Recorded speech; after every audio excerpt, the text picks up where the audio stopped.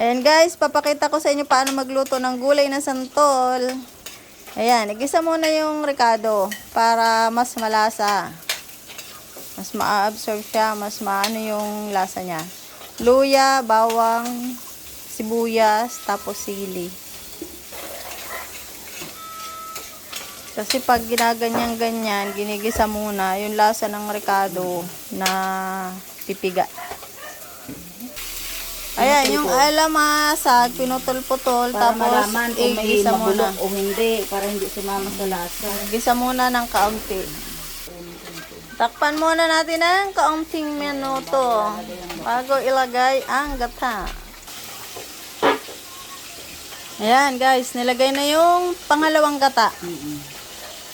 Ayan, luluto-lutuin muna na mabuti na kumulo. Pag kulong-kulo na, ilalagay na yung gulay na santol.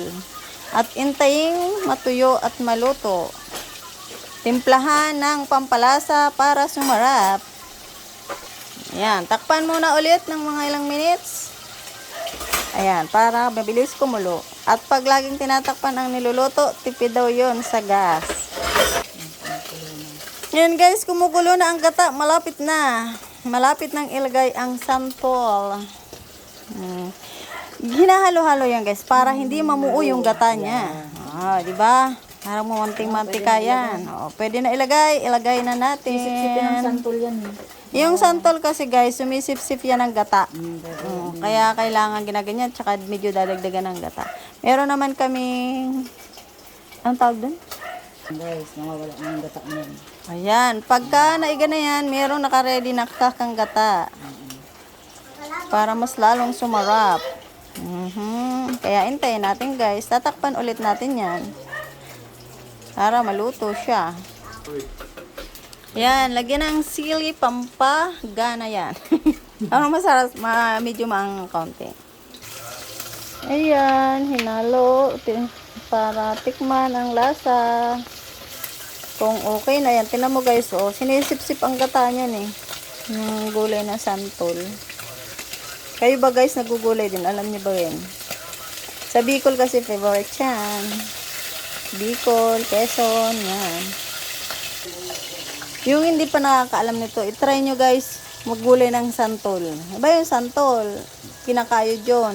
Pag nakayod nyo, yan pwede rin itong i-preserve eh. Sa taon din binibilang nito. Lalagyan mo lang bawat kayod, lalagyan nyo ng asin sa ibabaw para hindi siya masira. Parang buro. Binuburo yung santol. Pwede rin gawing matamis, pan dessert. Maraming pwede rin gawin ito eh. Masarap siya. Laro na gatas. Ayan na, tuyo na guys. Lalagay natin ang kakang gata. Ayan. Pang last. Sarong baso lang yan, pero grabe. Para mas sumarap.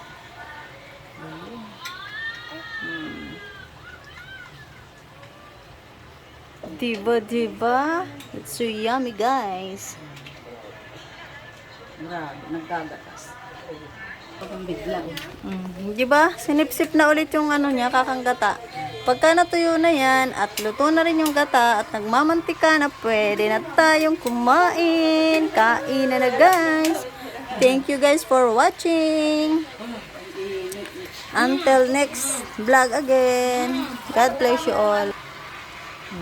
Tikman. Tikman natin guys, oh. Sarap. Sarap talaga.